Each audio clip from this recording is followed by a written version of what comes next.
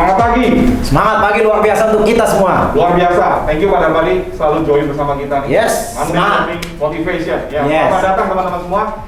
Kali ini kita akan bahas sebuah topik yang diambil dari sebuah buku yang Pak Darmadi sudah pegang. Pak Darmadi langsung aja, itu buku apa Pak? Ini buku teman-teman. Ini buku menarik sekali Pak David. Ini buku lama sebenarnya Pak David. Ini buku keluaran tahun 2007 yang berjudul The Go Giver. The Go Giver. Jadi pertama ketika saya melihat buku ini, saya tertarik bahwa ini buku menjadi bestseller gitu ya. Tapi judulnya itu menarik, Go Giver. Go Giver. Jadi seakan-akan ini ada sebuah proses memberi ya, bahwa orang-orang yang mampu memberi adalah orang-orang yang mampu menjadi sukses begitu. Dan ini yang menjadi trigger. Dan hari ini kita mau bahas konsep-konsep yang ada di dalam buku ini Pak. Iya, dan Pak Darmadi hari ini kita akan bahas dalam buku Go Giver itu, kita akan bahas The 5 Laws of Stratospheric Success. Yuk kita mulai Pak. Ini buku sebenarnya idenya adalah bagaimana sebuah konsep di dalam hidup kita, yaitu dengan konsep bahwa memberi itu akan memberikan sukses bagi kita. Dan ini di dunia sales khususnya ya, kita teman-teman real estate agent, kita mempunyai sebuah kendala ya. Kadang-kadang kita tuh menjadi orang yang di dalam dunia sales itu kita banyak sekali memikirkan diri kita sendiri ya. Hitung-hitungan ya Pak? Hitung-hitungan. Marketing itu kalau sales itu kalau ketemu customer, ya begitu dia ngelihat customer, dia nggak ngelihat itu manusianya loh Pak. Kadang-kadang dia mikir, nih komisinya berapa ya gitu ya. Langsung hitung-hitungan. Komisinya berapa ya? Apa yang saya bisa dapat dari dia? Yeah. Itu kata ya, apa yang saya bisa dapat dari dia. Nah akibatnya karena kita adalah tipikal orang yang selalu nanya apa yang saya bisa dapat dari dia, berarti kita itu punya mindset tuh bukan jadi seorang go giver. Yes. Kita menjadi seorang go taker. Go taker. Nah pertanyaannya, untungan yang mana Pak David? Go taker atau go giver? Karena kalau go taker kan enak nih Pak, ngambil. Benar. Sedangkan yang give, ngasih.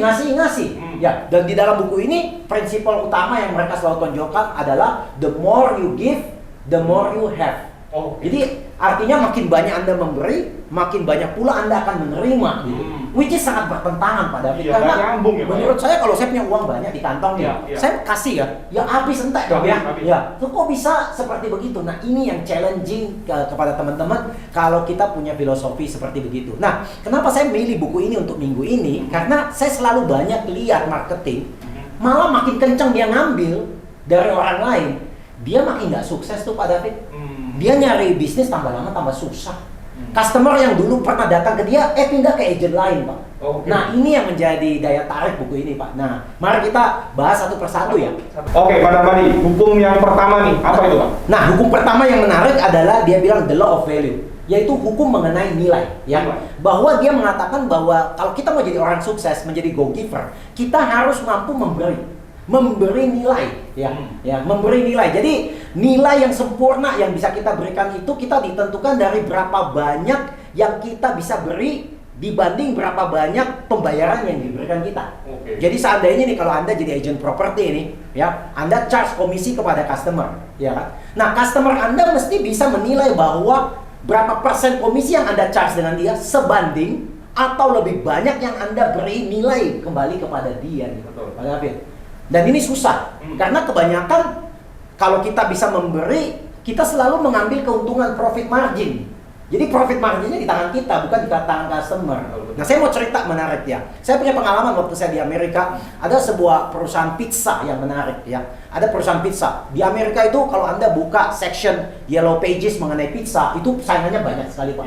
Banyak sekali saingannya. Semua orang mau jual pizza, karena paling murah, paling gampang, margin paling gede. Nah, ada satu perusahaan pizza yang mempunyai value yang lebih beda di yang lain. Jadi ketika dia bilang, kami akan menjual pizza kepada Anda, namun kalau dalam 30 menit pizzanya belum sampai ke rumah Anda, ya, atau lebih dari 30 menit, ya pizza itu dianggap gratis, Pak. Wow, menarik nih. Kalau menurut Pak David itu adalah value bukan, Pak? Value, Pak ya. Value-nya di mana? Value-nya dia bukan sekedar jual pizza, tapi dia jual pizza plus pizza itu harus datang dalam kondisi panas.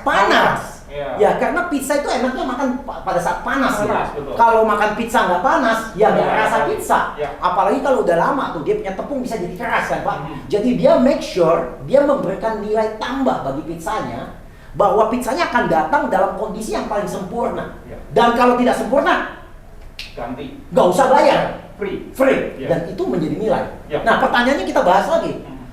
Strategi ini berbahaya dong untuk perusahaan ini. Oh, berbahaya. Karena kemungkinan banyak juga pizza-pizzanya yang di-deliver setelah lebih dari 30 menit. Betul. Dan akhirnya pizza itu harus gratis. Cost-nya bengkak. Padahal orang yang ngantar pasti dibayar gajinya. Betul. Mestinya perusahaan ini rugi dong, Pak. Harusnya begitu, Pak. Iya. Tapi saya kasih tahu Pak David, Ya. teman-teman, perusahaan ini adalah salah satu perusahaan pizza terbesar di Amerika dan bahkan di seluruh dunia. Wow. Nah, luar biasa kan Pak ya? Luar biasa. Jadi ini aneh Pak. The more they give, the more they have. Nah, prinsip ini mesti kita juga tahu ya. Kadang-kadang nilai apa yang Anda mau berikan kepada customer Anda, ya? Apakah hanya sekedar Anda membawa diri Anda, ya? Sebenarnya kita mempunyai nilai-nilai tambah. Betul. Kalau sebagai agent properti, kira-kira nilai apa aja yang mereka punya, Pak David? Kita bisa misalnya kasih strategi marketingnya nih, misalnya cara pasarnya gimana. Cara pasarnya, benar kasih juga. analisa harga pasar. Analisa harga, kadang-kadang agent kagak mau analisa harga sama sekali. Pokoknya penjual mau titik berapa, berapapun dijual ya, Ya. Pak. Berarti nih agentnya malas, Pak. Malas. Iya, pokoknya apa aja lu mau jual, jual. Kalau perlu, kalau dia iklan, dia cari iklan yang bayarannya paling murah, yang paling gampang yang dilakukan. Bahkan yang gratis ya. Iya. Apakah itu memberikan value, Pak? Tidak. Apakah itu mungkin gampang di-copy oleh kompetitor lainnya? Oh, sangat gampang. Jadi apakah Anda berbeda? Kalau begitu sama dong. Berarti Anda Banyak. telah melanggar hukum pertama dari The Go Giver.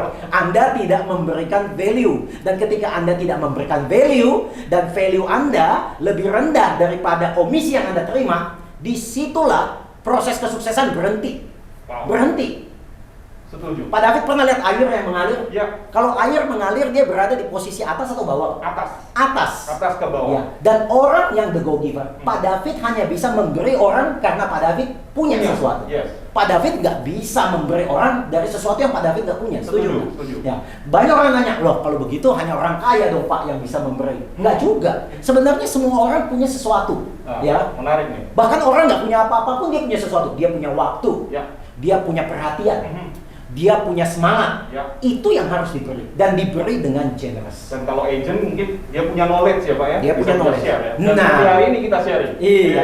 Kita memberikan secara gratis. Gratis. Free. Free. Baliknya kapan? Gak tahu saya. Tapi pasti balik. Yes. Iya. Luar biasa ya. Iya. Yang pertama udah ya Pak ya. Iya, Kita itu yang lanjut pertama. ke kedua. Dahsyat ini Pak ya. Dahsyat.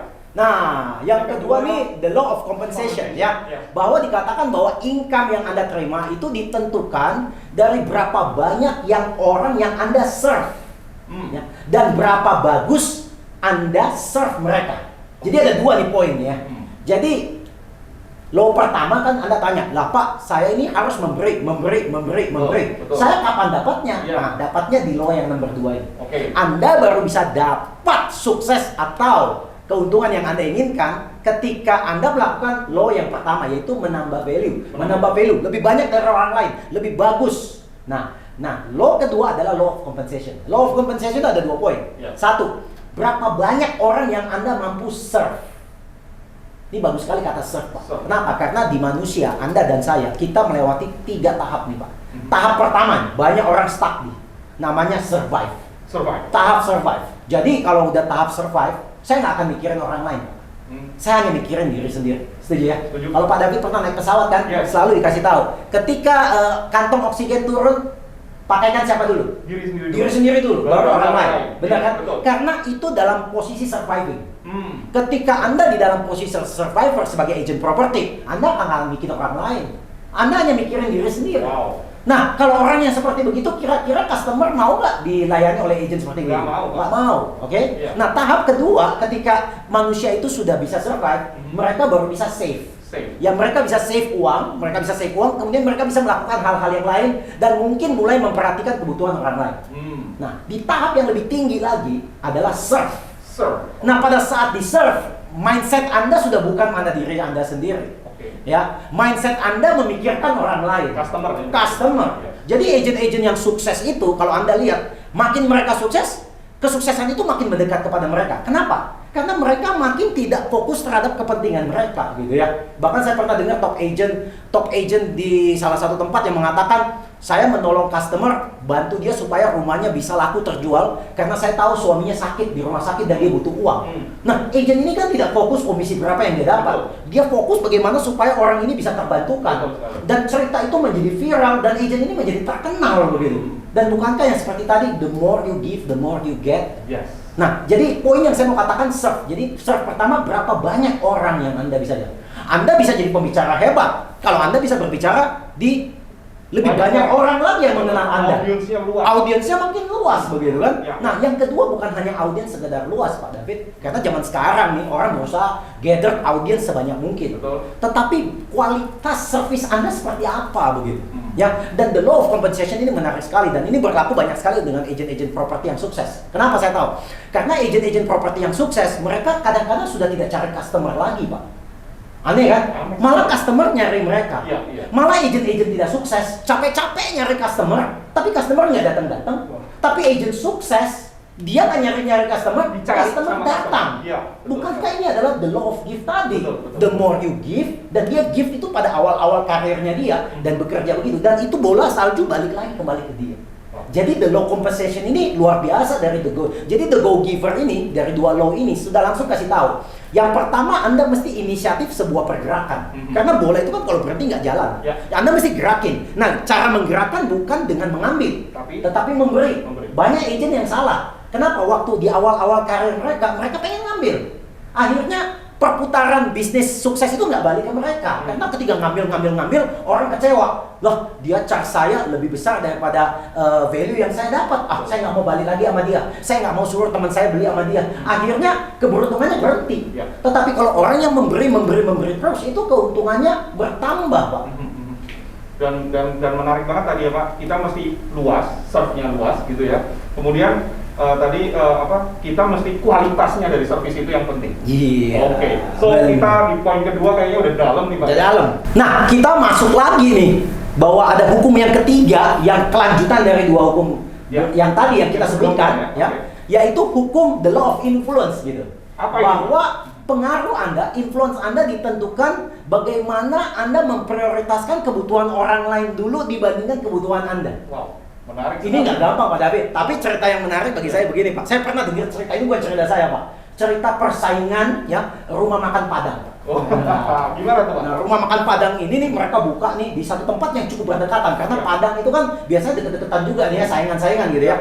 Nah, kemudian dari dua pengusaha restoran Padang ini ada satu restoran Padang yang rame Pak. Rame, oke. Sedangkan yang satu restorannya agak sepi. Sepi, baik. Nah, karena yang sepi itu mulai berandai-andai negatif. Kenapa rame sih? Mungkin pakai dukun, pakai apa begitu ya. Udah dicontekin strateginya semua, kagak bisa ngalahin Pak. Ya, jadi biasa lah ya. Nah, akhirnya dia mengutus anaknya untuk menyamar bekerja di restoran ini. Oke. Iya, tujuannya very simple lah, sabotase ke rumah makan ini supaya customer itu bisa pindah ke sebelah. Ya. Menarik Pak. Dan salah satu strategi sabotasenya apa Pak? Menarik sekali Pak. Gimana tuh Pak? Dia bilang begini nih, setiap kali orang pesen nasi, ya karena nasi itu kan ada takarannya Pak. Lu jangan hanya kasih nasinya segini. Kalau perlu diinjek-injek, digencet-gencet supaya nasinya banyak gitu. Oke. Dengan tujuan agar rumah makan ini rugi. Jadi kasih nasi kelebihan. Jadi kalau orang pesan umpama yang lain gitu ya, rendang umpama gitu ya. Kalau biasa dikasih satu, kamu kasih dua aja. Wah. Supaya dia bangkrut umpama begitu ya. Nah, idenya menarik juga Pak. Pasti Iya, bangkrut dia Pak. bangkrut. Tapi apa yang terjadi Pak? Bangkrut nggak rumah makan Padang ini? Dugaan saya kayaknya malah tambah rame tuh. Tambah rame. Kenapa tambah rame Pak? Karena mestinya misalnya rendang satu dikasih dua, happy Iya, dong. nasinya dikit dikasih Jadi banyak. banyak. Jadi orang tambah, harganya berubah nggak? Harganya sama. Iya. Jadi orang punya mindset apa? Wah, ini rumah makannya menarik sekali nih. Luar biasa. Wah, luar biasa nih. Dia memberikan nilai yang lebih daripada uang yang saya bayar. Kena lagi. Word of mouth Iya. datang. Tambah rame dia Pak. Akhirnya buka cabang Pak. Iya. Jadi the law of influence ini tadi mengatakan bagaimana Anda memprioritaskan kepentingan orang lain dulu. Ya. Nah, menarik sekali. Ada satu cerita saya nih. Ya. Pernah satu saat saya membaca sebuah buku, ada seorang pasangan suami istri yang sudah menikah lebih dari 50 tahun. Oke. Oh, ini cukup menarik. Kalau di Amerika ini luar biasa nih Pak. Karena orang Amerika kadang-kadang nggak tahan lama-lama gitu ya. Kemudian yang menarik bagi saya adalah ditanya, bagaimana sampai pasangan suami istri yang tua ini bisa bertahan begitu lama saling mencintai? Resepnya apa? Resepnya very sederhana, Apa kata itu? suaminya. Apa itu? Suaminya bilang, sangat sederhana. Apapun yang menjadi interest istri saya, itu yang menjadi prioritas saya sebagai suami. Wow. Jadi saya nggak pernah mikirin prioritas saya. Tapi tunggu dulu Pak, ini kelihatan berkorban ya. Iya. Jadi suaminya begini nih, istri saya tuh senang berkebun. Ya, karena istri saya senang berkebun, saya berusaha cari dia benih-benih kebun yang bagus, buku-buku kebun yang bagus supaya dia happy. Tapi jangan salah, setiap kali saya memenuhi semua kebahagiaan istri saya, Istri saya secara tidak langsung dan tanpa disuruh memenuhi kebutuhan hidup saya juga. Menarik sekali. Coba kalau saya mikirin diri saya, ambil contoh zaman sekarang. Wah, istri aku di rumah masak, sebodoh, tak tinggalin naik sepeda. Aku pokoknya sama teman-teman naik sepeda. Main badminton sama teman-teman saya. Istri saya di rumah aja sama anak-anak. Saya nggak pernah mikirin istri saya punya interest. Apa yang terjadi? Gak usah tunggu 50 tahun, Pak. 5 tahun bubar, bener nggak, Pak? Jadi, Pak, ini cerita menarik sekali bahwa dia tidak memikirkan apa yang dia butuhkan. Dia fokus memikirkan apa yang istrinya butuhkan. Dan secara tidak langsung, dan ini akan menjadi hukum dunia, Pak. Begitu saya memperhatikan Anda dengan sangat perhatian, Anda pasti akan memperhatikan saya, Pak. Yes. Nah, ini ada the law of reciprocal. Nanti kita ngomong ya. Okay. Ya, karena banyak orang bilang, aduh Pak, saya perhatian dia terus, tapi dia nggak pernah perhatiin saya. Saya rasa itu something wrong, Pak. Karena kalau saya perhatiin Anda terus, Anda pasti perhatiin saya. Pastinya. Iya. Jadi the law number 3 ini tetap mendukung bagaimana tetap memberi dan memberi lebih dulu, memberi dengan sepenuh hati dan memberi nggak ditakar-takar. Keren. Dan dengan proses itu keberuntungan itu mengalir balik ke kita nih, Pak. Balik lagi ke kita. Iya. Jadi menempatkan kepentingan orang lain ya, Pak ya, di sini ya. Iya. Oke, yuk kita masuk ke yang berikutnya, Pak. Yang keempat nih. Nah, law keempat ini adalah the law of authenticity. Authenticity ya. Ini hukum di mana Anda harus menjadi diri Anda sendiri. Ya, karena kadang-kadang kita punya kelebihan, ya. Kita juga punya kekurangan. Orang lain juga punya kelebihan kekurangan. Kita jangan hanya melihat orang lain, wah orang lain hebat. Kita nggak bisa seperti dia. Padahal kita tuh mempunyai kelebihan sendiri. Jadi ketika kita bertemu dengan customer, kita harus memberikan diri kita sendiri. Artinya jujur gitu. Oke. Jujur memberikan diri kita. Apa yang kita mampu. Ambil contoh Pak David. Anda dan saya nih punya kemampuan, umpama sering berbicara, nulis buku, ya kemudian. Dan ini kan sesuatu yang kita punya, yang belum tentu orang lain punya. Betul. Ya kan? Nah karena kita punya, ya kita beri aja apa yang kita punya. Jangan bilang, aduh kita nggak punya yang itu, kita nggak bisa ngasih. Ya nggak apa-apa. Anda hanya mampu memberi dari apa yang Anda punya. Ya kalau Anda nggak punya apa-apa, ya Anda nggak akan bisa memberi. Ya, jadi the law of authenticity ini tidak memaksa Anda memberi sesuatu bukan apa yang Anda punya. Jadi jangan selalu pikir, waduh kalau saya kasih terus, saya nggak dapat apa-apa dong. Enggak. Anda kasih dari apa yang Anda punya. Kalau Anda hanya punya waktu, ya itulah yang Anda kasih. Dan jadilah diri Anda sendiri. Itu yang membuat Anda menjadi seorang yang luar biasa. Yes, jadi law number 4 Pak Darmadi katakan jadi diri Anda dulu. Jadi diri Anda sendiri. Dan law authenticity ini menarik sekali, Pak. Sebenarnya banyak orang sales tanya saya, Pak, gimana caranya jualan properti? Bagaimana caranya jualan properti? Pak, caranya jual properti itu hanya 10% Pak kemampuan yang dinilai dari customer. 90%-nya apa? Iya, customer kita sebenarnya nggak tahu si A, si B, si C lebih hebat dari siapa, nggak tahu, Nggak Pak. tahu, benar. Ilmunya hanya 10% dilihat, Pak. Yang dilihat adalah 90% yang tidak dilihat, Pak. Yaitu people skill. Bagaimana kita memperhatikan orang, Yes. bagaimana kita memperlakukan orang, Yes. bagaimana kita menempatkan kepentingan orang lebih tinggi dari kepentingan kita, bagaimana kita memberikan value kepada orang yang lebih Yes. banyak dibandingkan yang kita ambil dari mereka. Itu yang namanya authenticity. Keren. Mantap, teman-teman. Iya. Law nomor 4 udah lewat, kita lanjut lagi ke yang nomor 5. Ya, yang kelima ini menarik sekali, Pak. The law of receptivity. Karena the law ini mengatakan adalah agar supaya Anda bisa menerima, Anda harus memberi. Oke. Ya, jadi memberi dulu baru bisa menerima. Banyak orang takut begini, Pak, saya tuh beri terus, Pak. Saya nggak nerima sesuatu.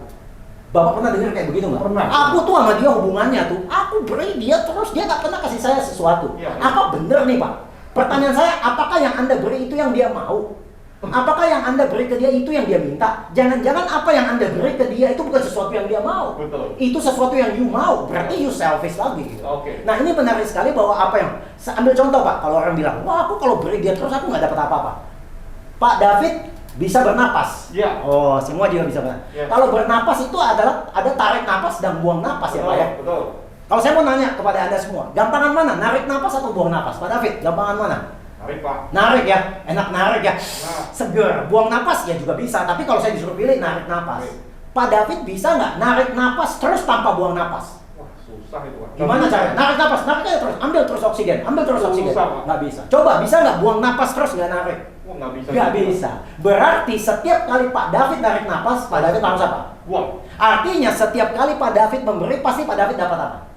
Balikan. Iya. Jadi Anda jangan takut karena ketika orang ngomong ada balik lagi gitu. Ya, ambil contoh nih Pak David, menarik nih. Di awal bulan Februari ada seorang developer yang saya kenal, dia berada di salah satu kota ya, saya nggak sebut ya. Oke. Kemudian dia telepon saya, Pak Darmadi, minta tolong saya ada sales conference ya, bisa bicara nggak tanggal 8 Februari. Ketika saya ngelihat tanggal saya, waduh, 8 Februari anak saya akan sekolah ke luar negeri, ya. Jadi saya bilang kalau saya pergi ke luar kota, anak saya ke luar negeri, saya nggak ngantar dia ke airport, kayaknya saya nggak punya hati kayak begitu. Akhirnya dengan halus saya menolak bahwa Pak, sorry Pak, saya nggak bisa tanggal 8 karena ada sesuatu hal. Ya. Jadi dia udah panik, wah ini acara mesti jalan Pak, udah acaranya. Ini saya pikirnya Pak Darmadi bisa, saya bilang aduh saya nggak bisa. Karena saya memikirkan dia, saya nggak memikirkan saya. Kalau saya bilang, Pak, kebetulan ada teman saya yang saya tahu mempunyai kualitas training yang bagus dan menurut saya cocok untuk tim Anda. Oke. Kemudian dia tanya, kalau boleh kasih namanya Pak. Saya kasih namanya, saya kasih nomor kontaknya Pak. Kemudian tidak lama saya udah lupa gitu, 3-4 hari kemudian teman saya yang saya kasih namanya, trainer ini, saya ngeliat di Facebooknya, wah dia naik pesawat bisnis kelas.